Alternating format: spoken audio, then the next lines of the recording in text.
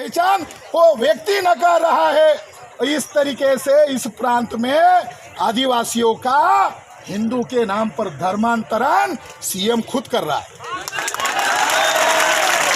हिंदू के नाम पर यहाँ का सीएम खुद धर्मांतरण कर रहा है। भारत के लोग हिंदू नहीं है, भारत के लोग शेड्यूल कास्ट है, याद रखो। भारत के लोग 1700 जातियों के अनटचेबल लोगों का संवैधानिक नाम क्या है? Schedule caste. 800 कबीले में बटे हुए 8-10 करोड़ आदिवासी लोग हैं, उनका नाम आदिवासी है। 4743 जातियों में बटे हुए बैकवर्ड कास्ट के लोगों का नाम अदर बैकवर्ड कास्ट है। और इन्हीं से जो धर्मांतरित हुए हैं, चाहे वो ईसाई है, चाहे मुसलमान है, चाहे बुद्धिस्ट है, चाहे जैन, क्रिश्चियन, लिंगायत है, इनका माइनॉरिटीज के नाम पर अधिकार है। तो हम लोग कहाँ से हिंदू है? हम लोग कहाँ से हिंदू है? हम तो कह रहे हैं, वो लोग जिस नाम पर प्रचार कर रहे हैं ये हवा है, ये झूठी बात है।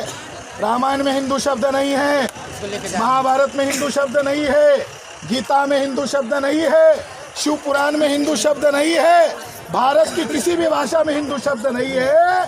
जब मुगल भारत में आए 11वीं-12वीं शताब्दी में, तब उन्होंने यहाँ की समस्त प्रजा को कहा हिंदू।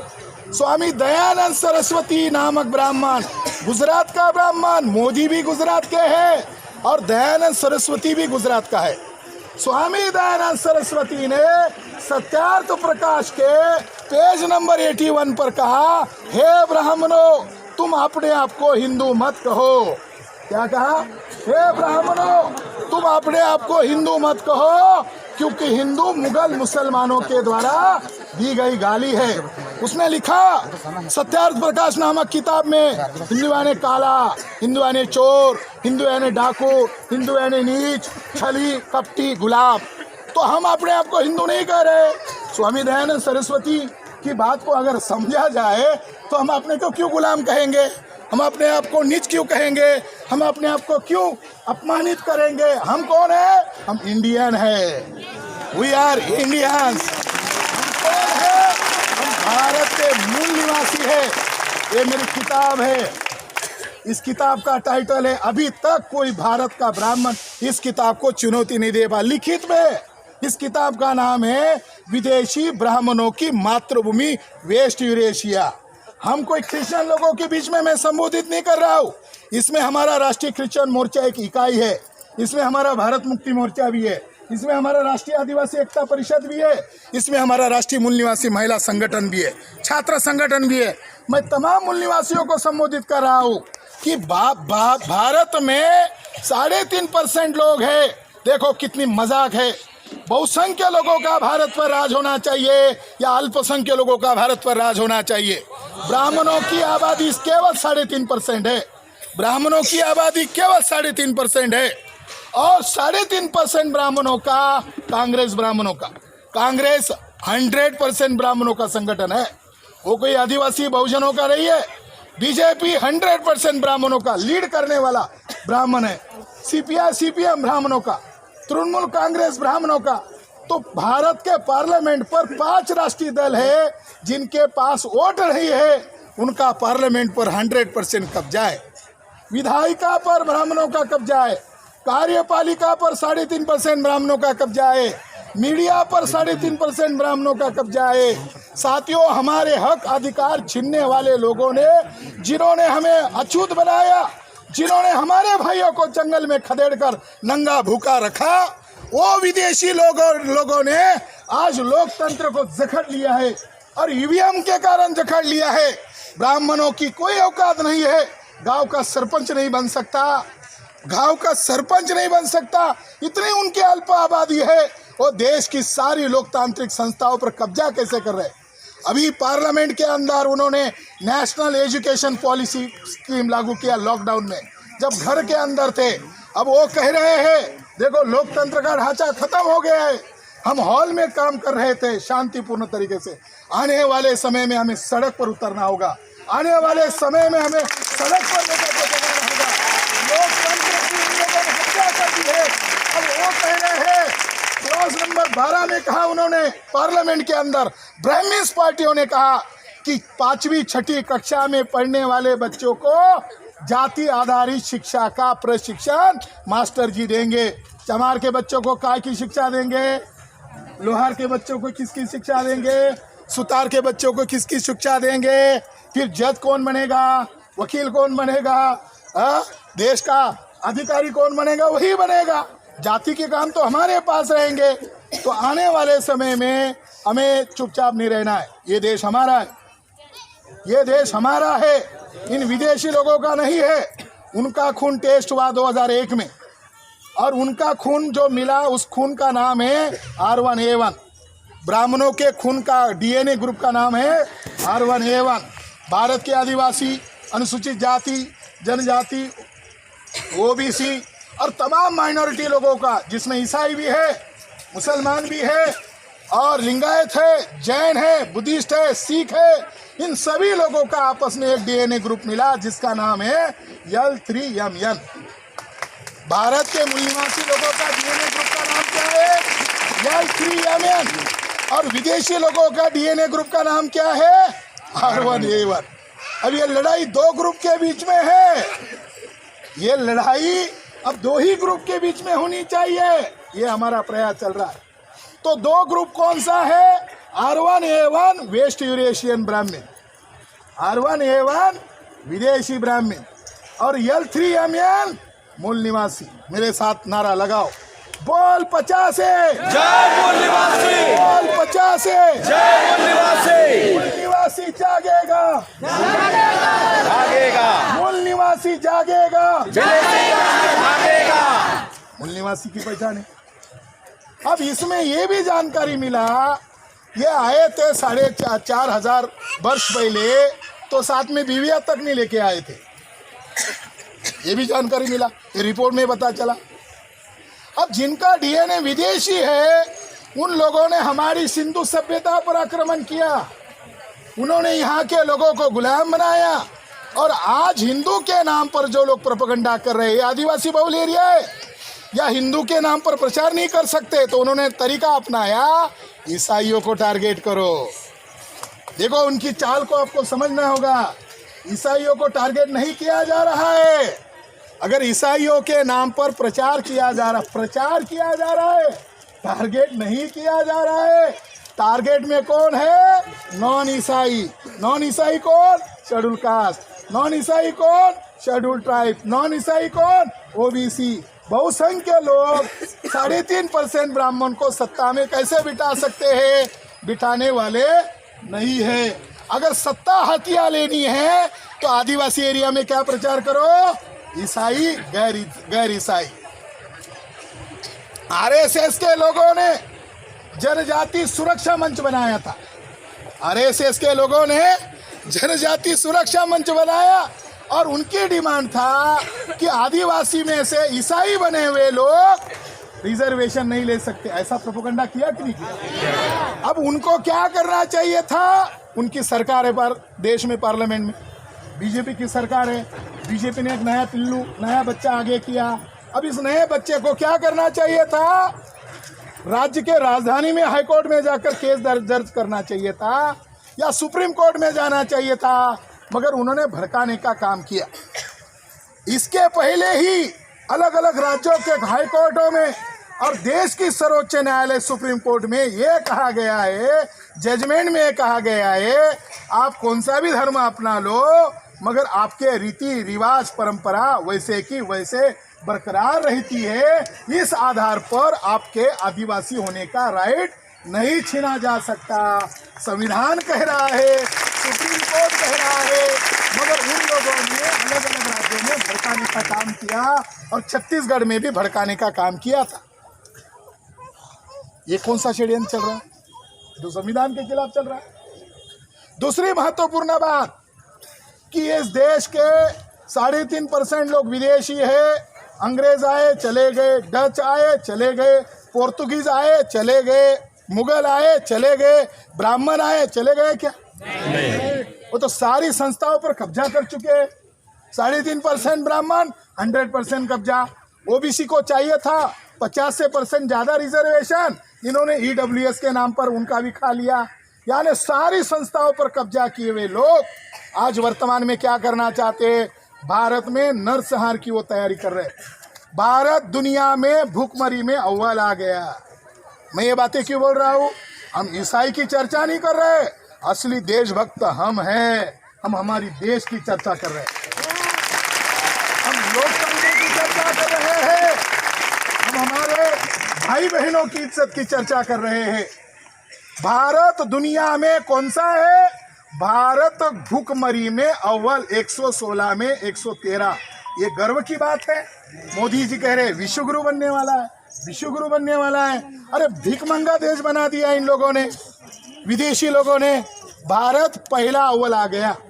हर साल 16 लाख बच्चे भूखमरी से मरते हैं, उसमें आदिवासी बहुल एरिया के ज़्यादा होते हैं। ये हत्या कर रहे हैं। ये जो ईवीएम का घोटाला करके सत्ता में बैठ रहे हैं, ये नरसंहार कर रहे हैं। बांग्लादेश में जन आंदोलन हुआ, सिक्योरिटी मोहन भागवत की बढ़ाई गई। हमें समझ में नहीं आया कि भागवत जी भारत के रहवासी है या बांग्लादेश के रहवासी है। वो अपने आप को एक सामाजिक संगठन कहते हैं। मगर मैं आज इस मंच पर एक खुलासा करना चाहता हूँ। अजमेर शरीफ बम ब्लास्ट किया गया था। देश में 22 जगह पर बम ब्लास्ट किए गए। ये RSS नामक संस्था के द्वारा किए गए हैं। जो दूसरे को सर्टिफिकेट बांट रहे हैं, उनको भी सर्टिफिकेट की जरूरत है। 22 जगह पर बम ब्लास्ट किए गए। बंगाल का ब्राह्मण असित चटर्जी उर्फ असीमानंद, एक नाम असीमानंद, जब बम फूटेंगे दूसरे जेल में जाएंगे तो उनको असीम आनंद होगा। ओरिजिनल नाम असित चटर्जी। उसने कन्फेशन दिया और कन्फेशन में कहा मैंने मोहन भागवत के कहने पर 22 जगह पर बम ब्लास्ट किए। उसको बैन होना चाहिए। मैं इस मंच पर ऐलान कर रहा हूँ, भारत मुक्ति मोर्चा के द्वारा अगले साल हम लोग RSS को बैन करने के लिए 10 लाख लोग नागपुर जाने वाले हैं। देश का मामला है, देश को बचाने का मामला है। अजमेर शरीफ बम ब्लास्ट हुआ था, कोर्ट ने तहकीकात किया, RSS के 3 लोगों को आजीवन कारावास सुनाया गया। कोर्ट ने RSS के लोगों को टेररिस्ट घोषित करके आजीवन कारावास सुनाया। कोर्ट के फैसले के आधार पर RSS देशभक्तों का संगठन नहीं है, आतंकवादी ब्राह्मणों का संगठन है। इस देश में भूखमरी पहले नंबर पर है, बेरोजगारी पहले नंबर पर है, मिनटों में महिलाओं पर बलात्कार हो रहा है और आपके छत्तीसगढ़ में लोकतंत्र की हत्या कर दी गई है और यहाँ का CM RSS का कठपुतली बन चुका है और आदिवासियों का हसदेव जो जंगल है, लाखों पेड़ों को काटा जा रहा है और हमारा आदिवासी उस पेड़ को बचा रहा है। हमारे आदिवासियों को कत्लेआम कर दिया जा रहा है। क्या हो रहा है छत्तीसगढ़ में? क्या आप मुर्दा हो? बाबा साहब अम्बेडकर ने आंदोलन शुरू किया था। शुरुआती दौर में ऐसे ही चंद लोग आए थे, तारीख थी 1927, हमारे लोगों को पीटा गया था। तो बाबा साहब अम्बेडकर ने कहा तुम चंद लोग हो, आने वाले समय में हम बदला लेंगे। हम संगठन बना रहे, हम लड़ाई के लिए नहीं आए हैं, हम बोल रहे हैं, लोगों को तैयार कर रहे हैं। बाबा साहब अम्बेडकर को देखकर लोग रोने लगे, आपकी भी पिटाई हुई, हमारी भी पिटाई हुई, इनको हम कुचलेंगे। बाबा साहब ने कहा नहीं, तैयारी करके आना है। मुझे भी बुरा लग रहा है। तो बाबा साहब अम्बेडकर ने उनको जो कहा वो मैं आज आपको कह रहा हूँ। आपको भी बुरा लग रहा है? बुरा लग रहा है ना? तो बाबा साहब को भी बुरा लगा। तो बाबा साहब अम्बेडकर ने उस समय उनको क्या कहा? गुलाम को गुलाम होने का एहसास दिला दो, यही जागृति है। आपको एहसास हो रहा है तो इसका मतलब हम सही ट्रैक पर चल रहे हैं। एहसास होना जरूरी है। तो आज हमारे लोकतांत्रिक देश में हमारे अधिकार छीने जा रहे हैं। हमारे एडवोकेट सुनील डोंगर द्विवेदी जी राष्ट्रीय संगठन के प्रभारी है, ILPA Indian legal professional association के राष्ट्रीय प्रभारी है। वो कहने के लिए गए भाई साहब मैं वकीलों का राष्ट्रीय अध्यक्ष हूँ, आप ये क्या कर रहे हो? तो उनको भी धमकाने का काम किया जा रहा है।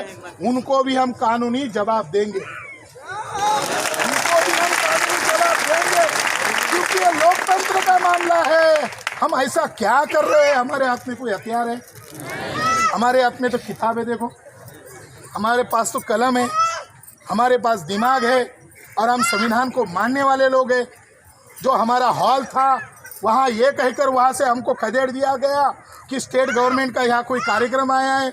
बड़ा गजब का नियम है, जब किसी को अलॉट करते हो, हमने चालान भरा 14,000 रुपये, उस हॉल का हमने क्या किया, चालान भरा, तो उस दिन का मालिक कौन है? आज हम लोग हैं। इसके बावजूद ये कहा जा रहा है कि सरकार का कोई यहाँ कार्यक्रम है तो आप यहाँ से चले जाओ। जब हमको खदेड़ा जा रहा है तो फिर हम कहाँ जाएंगे? क्या यहाँ का कलेक्टर ये चाहता है कि हम कलेक्टर ऑफिस पर कार्यक्रम करें? अगर वो ऐसा कहते तो हम यहाँ खुले में बैठने की बजाय हम कलेक्टर ऑफिस जाकर कार्यक्रम करते और दुनिया को बताते, देखो लोगों को हॉल तक नहीं दिया जा रहा है। तो आने वाले समय में हमको हमारी लड़ाई लड़नी है। हमें हमारी लड़ाई लड़ने के लिए पसीना क्या खून देना पड़े तो भी हम देने के लिए तैयार है। ये हमारे देश का मामला है, ये हमारे देश का मामला है और हमारे स्वाभिमान का मामला है। रोटी से भी बड़ी चीज़ स्वाभिमान होती है। हम हमारे स्वाभिमान की बलि देकर हमारे देश की कुर्बानी नहीं दे सकते। हमें हमारे देश को तथा संविधान को बचाने के लिए डट कर रहकर मुकाबला करना होगा। साथियों, गांधी जी ने एक आंदोलन चलाया था, उनके ऊपर भी ब्रिटिश लोग दमन करते थे, उनको भी नहीं बोलने देते थे। जब उनको नहीं बोलने देते थे तो बोलते थे मैं आपके कानून का उल्लंघन करता हूँ, डालो जेल में। आने वाले समय में हमारे हॉल की परमिशन रद्द कर दी जाती है, मैदान में गुंडागर्दी कर दी जाती है, तो हम भी ऐसे गलत कानून का उल्लंघन करेंगे और कहेंगे कि हमको भी जेल में डालो। क्यों? क्योंकि गांधी जी जेल में जाते जाते महान हो गए, महान इतने हो गए कि गांधी जी ने 8 अगस्त 1942 को घोषणा किया 1 करोड़ लोगों को इकट्ठा होना है। बॉम्बे में ऐलान किया क्विट इंडिया मूवमेंट। क्या भारत के ब्राह्मण लोग विदेशी होने के बावजूद, अगर लोकतंत्र होने के बावजूद वो इस तरीके से गुंडागर्दी करते हैं तो हमें भी क्विट इंडिया मूवमेंट शुरू करने के लिए मजबूर नहीं किया जाए। जो लोग विदेशी लोग हैं उनको संविधान के दायरे में रहना चाहिए। मोहन भागवत का कार्यक्रम होता है तो क्या हम ऐसा हल्ला गुल्ला करते हैं? क्या हम ज्ञापन देते हैं? वो तो हमको गाली देता है, हिंदू के नाम पर गाली देता है, हमारे लोगों को बरगलाता है, झगड़े लगाता है। क्या हम आरएसएस बीजेपी के लोगों का इस तरीके से विरोध करते हैं? वो तो हम लोकतंत्र को मानते हैं। हम हमारे दुश्मन को भी कहते हैं तुम्हें बोलने की आज़ादी है, मगर मेरा मुंह चुप करने की तुम्हें आज़ादी नहीं है, मेरा मुंह खोलने की मुझे आज़ादी है। तो साथियों, इस देश के लोकतंत्र को बचाने के लिए काम करना होगा। 550 जिलों में हमारा संगठन है, 4,500 तहसील में है, 32 राज्यों में है, देशव्यापी संगठन है। इसीलिए 6 अक्टूबर 2022 को आरएसएस का हेडक्वार्टर घेरा था। कुछ लोग कहते हैं कि क्या होगा, तुम ब्राह्मणों का क्या करोगे? तो मैं यहाँ आज बायलानी बयान दे ही देता हूँ। जो विदेशी लोग हैं, यूनाइटेड नेशंस ऑर्गेनाइजेशन कहता है, जो विदेशी लोग हैं वो वहाँ के मूल निवासी लोगों पर जबरन राज नहीं कर सकते। विश्व का कानून हमारे आज़ादी के समर्थन में है। जन आंदोलन होगा, चेला गांव का जन आंदोलन की तैयारी कर रहे हैं और वो ऐसा करके हमारा गांव-गांव में संगठन फैलाने में सहयोग कर रहे हैं। ऐसा उनको करना चाहिए। हमारे लोगों को कभी कभी कम समझ में आता है, देर से समझ में आता है, मगर जब ब्राह्मण विरोध करता है तो हमको आधा सेकंड लगता है समझने, ज़्यादा देर लगता है क्या? तो दुनिया में आज़ादी के 3 रास्ते हैं। नंबर 1, गांधी जी का विश्व मान्य सिद्धांत था, जो विदेशी लोग हैं वो भारत छोड़ के चले जाए। गांधी जी का एक सिद्धांत है, जो विदेशी लोग हैं वो भारत छोड़ के चले जाए, यही हमारी आज़ादी की डिमांड। गांधी जी कह रहे, हम नहीं कह रहे। दूसरी डिमांड थी, दूसरी डिमांड हिटलर की थी। हिटलर भी एक आज़ादी की लड़ाई लड़ रहा था और आरएसएस बीजेपी के लोग हिटलर को अपना आदर्श मानते हैं। तो हिटलर का कहना है विदेशी लोगों को भागने मत दो, उसको गैस चैम्बर में दबा के मारो, कहीं वो फिर दोबारा आकर आपको गुलाम ना बना। तो हिटलर का सिद्धांत था भागने मत दो, विश्वमान्य सिद्धांत है। और तीसरा सिद्धांत है नेल्सन मंडेला का, जो विदेशी लोग हैं उनको भागने मत दो, उनको उसी देश में रहने दो, मगर उनको चुनाव लड़ने का अधिकार मत दो, उनको मंत्री बनने का अधिकार मत दो, उनको वोटर का भी अधिकार मत दो, उनको दुय्यम नागरिक के तौर पर रहने दो, शासक हम मूल निवासी होंगे। ऐसा किसका कहना है? नेल्सन मंडेला का कहना है। वो कह रहे तुम यहाँ आ गए, टट्टी कर रहे हो, बच्चे पैदा कर रहे हो, कोई ऑब्जेक्शन नहीं, रहो चुपचाप रहो, शासक हम रहेंगे। ये तीसरा सिद्धांत। अब चौथा सिद्धांत हमारा है, अब ये विश्वमान्य सिद्धांत है, चौथा सिद्धांत हमारा है। हम चौथा सिद्धांत कौन सा लागू करने वाले हैं? ये जो तीन सिद्धांत है इसमें से वो एक लागू करने वाले हैं, बशर्ते वो वर्तमान ब्राह्मणों के व्यवहार पर लागू होगा। कौन सा लागू करना है? हमारा अपना कोई सिद्धांत नहीं है, जो विश्वमान्य सिद्धांत है वही हमारा सिद्धांत है। हम शस्त्र हाथ में नहीं लेने वाले लोग हैं, हम सशस्त्र आंदोलन का भी समर्थन करने वाले लोग नहीं है। हमारी आबादी 90% है, हम भारत के ओरिजिनल मूल निवासी है। हमें 6 लाख गांव का संगठन खड़ा करना है। छत्तीसगढ़ में आप लोगों का, आपको तो 6 लाख गांव जाना ही नहीं है, 6 लाख गांव का हमारा डिसीजन है। आपको छत्तीसगढ़ के तमाम गांवों में, जंगलों में जाकर संगठन बनाना है। आज का संदेश, हमें भीख नहीं चाहिए, हमें किसी की भीख नहीं चाहिए। बाबा साहब अम्बेडकर हमारा बाप है, उन्होंने हमें अधिकार दे दिया है और देने वाली तारीख है 26 जनवरी 1950। बाबा साहब अम्बेडकर ने सभी लोगों को अधिकार दिया। बाबा साहब अम्बेडकर कितने महान बाप थे हमारे बच्चों को तो दिया, ब्राह्मण को भी दिया, उसको भी कहा तुम संगठन बनाओ, तुमको जो बोलना है बोलो, मगर संविधान के दायरे में रहकर बोलो। बाबा साहब अम्बेडकर कितने महान बाप थे, हमारे दुश्मनों को तक अधिकार दिया, हमको तो दिया, मगर वो लोग संविधान के बाहर जाकर कार्य कर रहे हैं। तो हमें क्या चाहिए? हमें न्याय चाहिए, हमें समानता चाहिए, हमें समता चाहिए, हमें भाईचारा चाहिए। हमारी लड़ाई इसके लिए है, हमारी लड़ाई संविधान में दिए हुए संविधान के प्रियम्बल के ऑब्जेक्ट की लड़ाई है। देखो हमारी कितनी बड़ी लड़ाई है।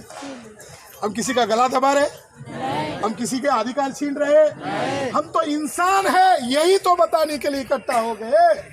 हम लोग इंसान है, इंसानों का संविधान है और संविधान के दायरे में आकर ये लड़ाई लड़ रहे हैं।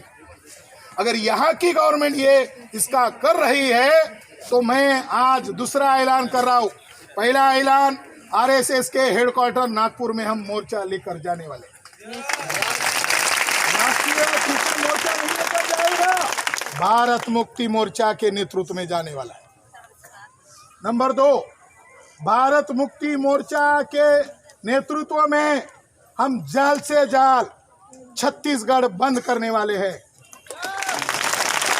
अगर हमारे मौलिक अधिकारों को छीना जाएगा तो हमें लोगों को बताना पड़ेगा ना कि छत्तीसगढ़ बंद क्यों हो रहा है। तो ये हमारा ऐतिहासिक मैं ऐलान यहाँ पर कर रहा हूँ। मुझे मंच पर खड़ा होकर बोलना चाहिए था, मुझे यहाँ कुर्सी का सहारा लेकर खड़ा होना पड़ रहा है। तो ये कुर्सी आपके लिए बन रही है, आपको हुक्मरान बनने के लिए बन रही है, आप ही देश के मूल निवासी हो। तो दूसरी बात यह है, और तीसरा बड़ा आंदोलन आने वाले 14 नवंबर को राजधानी रायपुर में होने वाला है। और वह आंदोलन है जो सतनामी धर्म है, मूल निवासियों का धर्म है। सतनामी धर्म जो है गुरु घासीदास, संत गुरु मूल निवासी महापुरुष संत गुरु घासीदास, सतनामी धर्म मूल निवासियों का धर्म है। यहाँ की स्टेट गवर्नमेंट ने योजना बनाकर उनका जैत खम तुड़वाया है, और इसके विरोध करने वाले लोगों को जेल में ठुसाया है, हजारों की तादाद में। इसके विरोध में मैं स्वयं और हमारे राष्ट्रीय अध्यक्ष वामन मेघराम जी राजधानी में पधारने वाले आने वाले 14 तारीख को, और लाखों की संख्या में वहाँ महारैली का आयोजन करने वाले। इसका संदेश आपको गांव गांव में फैलाना होगा, क्योंकि वो हमारा महापुरुष है। गुरु घासीदास जी मूल निवासी महापुरुष है, छत्तीसगढ़ का महापुरुष नहीं है। देश का महापुरुष है और जिन लोगों को तकलीफों झेलनी पड़ रही है उनका जवाब 14 तारीख को मैं देने वाला हूँ। आपको क्या काम करने हैं? आपको गांव-गांव का संगठन बनाना है। आपकी सामाजिक अधिकार, राजनीतिक अधिकार, धार्मिक अधिकार कोई माई का लाल नहीं छीन सकता। हमारे लोगों को डराया जाता है, धमकाया जाता है। हम लोग डरने और धमकी के प्रभाव में आने वाले नहीं है। हम देशव्यापी संगठन चलाने वाले लोग हैं। और आज जो छत्तीसगढ़ गवर्नमेंट ने जो तानाशाही का रवैया अपनाया, इसका जवाब हम आरएसएस हेडक्वार्टर जाकर देने वाले हैं। ये जानकारी मैंने हमारे राष्ट्रीय अध्यक्ष जी को दी। मैंने कहा कि छावनी बनाई गई है और हमारे लोगों को बोलने तक नहीं दिया जा रहा है, लाइट काटी जा रही है। तो उन्होंने कहा उनको मैसेज दीजिए कि मैं वामन मेश्राम राष्ट्रीय अध्यक्ष, मैं उनकी खानदान से हूँ जिन्होंने 500 लोग थे 1 जनवरी 1818 को मोहन भागवत के बापजादा थे बाजीराव पेशवा, उनकी 28,000 फौज थी और मेरे पुरखों की 500 की फौज थी। 500 के लोगों ने बोटी बोटी करके मारा था। हम उनकी औलाद है। अभी भी हमारा खून ठंडा नहीं हुआ है, तो हम वो लड़ाई लड़ेंगे। और ये जो किया गया इसका कोर्ट में भी जवाब देंगे और जंगे मैदान में भी जवाब देंगे, क्योंकि ये मामला मेरे बोलने की पाबंदी का नहीं है, हमारे चंद लोगों की बोलने का मामला नहीं है। ये भारत के संविधान पर छत्तीसगढ़ में पाबंदी डाली गई है, इसके लिए बंद होगा। समर्थन का मैं यहाँ रिजोल्यूशन पास कर रहा हूँ। कितने लोग सहमत है? हाथ खड़ा करके सहमति जताए। सभी लोग सहमत हैं। धन्यवाद। हमारा कार्यक्रम भी सफल हुआ, हमारी जनसभा भी बहुत अच्छी हुई और जितना हॉल के अंदर जितना खुशी चैन आता था उससे ज़्यादा मैदान में आता है, उससे ज़्यादा मैदान में आता है। बाबा साहब अम्बेडकर को ऐसा डराया जाता था तो बाबा साहब के लोग भी डर जाते थे। तो बाबा साहब उनको क्या कहते थे? बाबा साहब अम्बेडकर उनको क्या कहते थे? बाबा साहब अम्बेडकर उनको कहते थे, देखो मैं मेरे सिर के ऊपर कफन बांध के चला हूँ, हमें कोई डराए नहीं। तो हम इस देश के नागवंशी है, इस देश के मूल निवासी है। मैं इस मौके पर आप सभी लोगों को निवेदन देता हूँ कि हमारा कार्यक्रम यहीं से ख़त्म होगा, वो माइक से नहीं होगा, हाँ यहीं से चलेगा। अब आभार प्रदर्शन वाला भी यही खड़ा होकर बोलेगा। इससे बढ़िया मंच है कोई? इससे बढ़िया मंच है कोई?